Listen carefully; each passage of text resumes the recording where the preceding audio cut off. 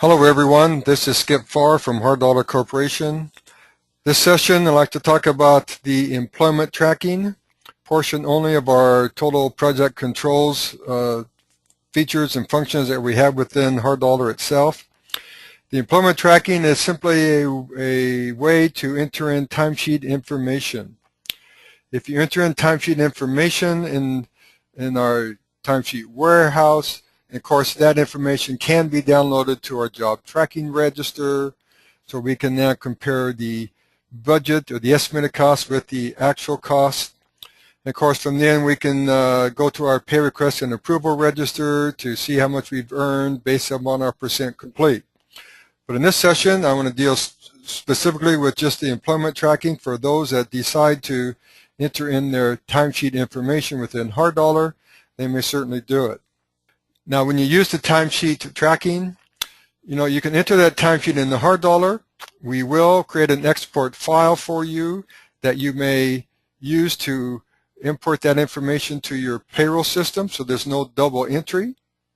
So that's the value of putting the timesheet information in Hard Dollar, because we basically need the information that provides to give us the actual cost to compare your estimate against.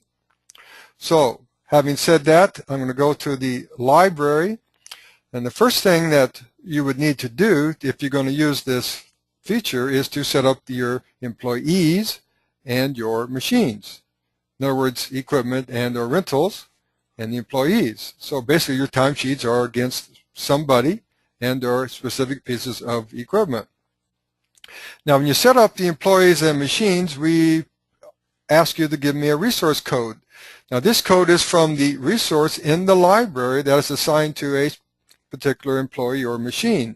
This is where Hard Dollar gets the rates to get the what we're going to call actual costs for your people and your machines.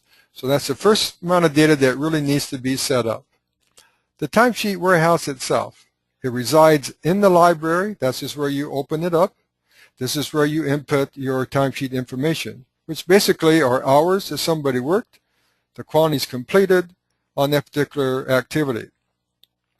Now from Hard Dollar's perspective, you can enter time against three kinds of items: account codes, or two types of fields that relate to your cost items, either the cost item's position code or the phase code.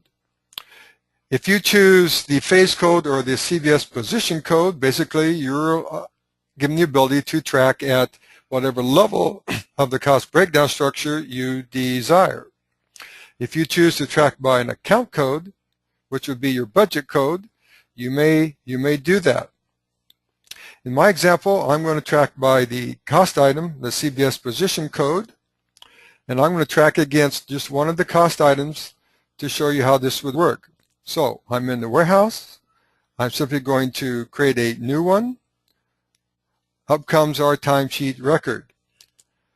There are a number of ways that we can view the information for you. First of all, you can decide what the period date is that you would want to enter the time against. I'll just say 3 days behind. It can be weekly period. It's up to you. This is where you add the items you want to track to. So I'm going to click on this, and I'm going to use this job. So my training job, I'm going to use that. So for my training job, what cost item do I want to track against? Again, I can choose any level I desire. So I'm going to choose excavation. And so we provide for you the information for this cost item, excavation. It's got planned quantity of 50,000 cubic yards. During this period, how many cubic yards did I get completed? I'll just put 1,500. And what this displays is the actual cost based on the estimate against those yardage. Now, you may enter in now your actual people that worked on this cost item itself. So I come down here, click my button, and up comes the list of my employees and my machines. You can select the ones that you want. You can either, select equipment also if you like. I'll just select a few to have them here. So I got some people and some machines. Now, what are the hours? ST is for straight time for labor. Run is for the equipment time. So they got 8 hours a day. OT would be overtime for employees. Scale 2. Idle would be the equipment operating portion. Excuse me, the ownership portion. The ownership portion on your equipment, if you broke your equipment down into the two segments, ownership and operating. DT is double time for employees, and OP is the operating expense.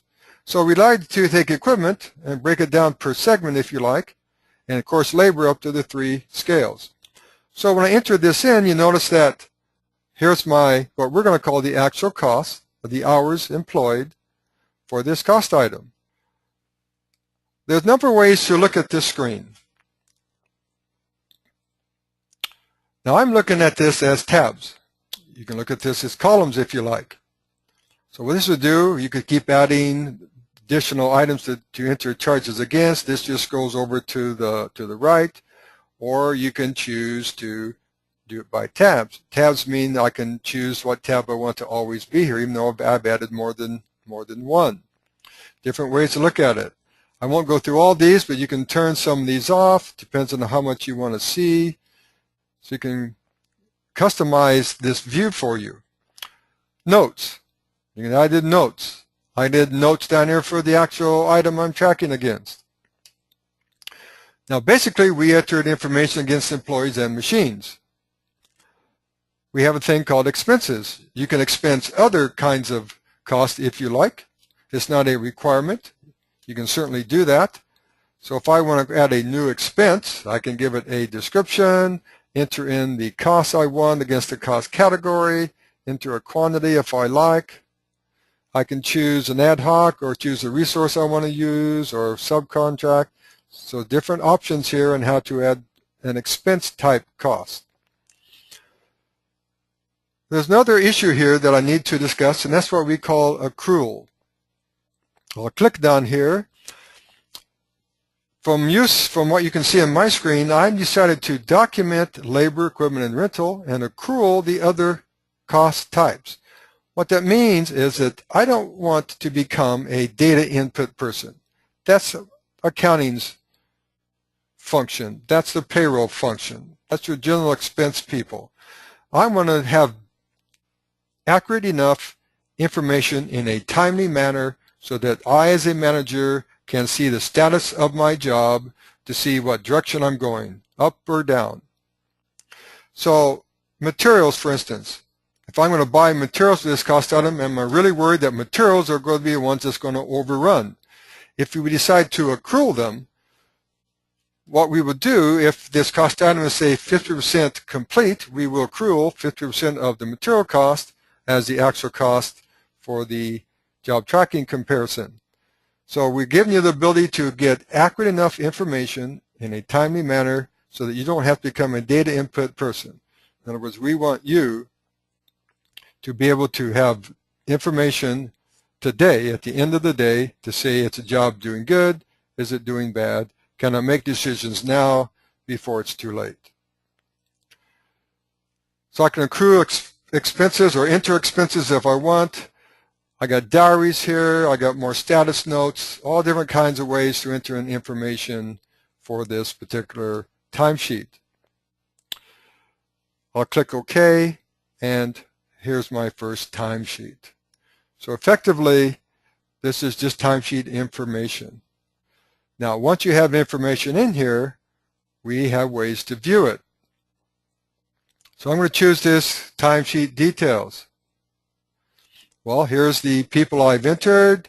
Here's the job. Here's the descriptions. This is a big register. I can scroll over. Here's my hours over here, my straight time, idle time, maybe down here at the bottom. You can create different views here. We've created our own views to get you started. You can print this out. You can send it to Excel. You can sort and filter. Many different ways to get detailed, specific information of your timesheets. So one other thing I need to look at here, and this is what we call filter the timesheets. In other words, you can decide how many you want to see back to how many days or a particular period. So you have the ability to essentially decide, well, how many timesheets am I going to open up and load? The last 14 days, the last 5 days, I just want to see the 50 for the last 10 days. So you can filter this whole list, because in time you could have thousands and thousands of timesheets in here. So we don't want to have to open up all of them all the time. You can decide to filter to just the information that you need. That's a quick rundown on timesheets. If it's of value, you can certainly enter that in. And then, of course, as I said previously, we can send that to your payroll system if you want. So that, of course, from our perspective, once we have these timesheets, then we can use this to download into our job tracking register. Well, thank you for your time. That's what I wanted to talk about today. Talk to you later.